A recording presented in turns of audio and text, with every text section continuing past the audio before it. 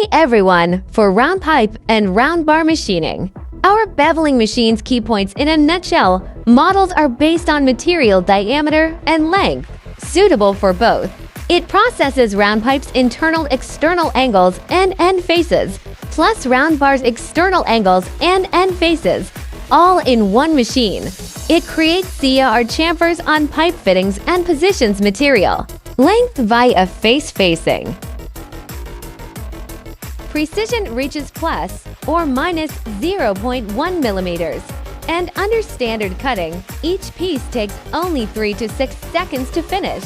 Choose the right beveling machine to save time. Leave a comment for custom needs.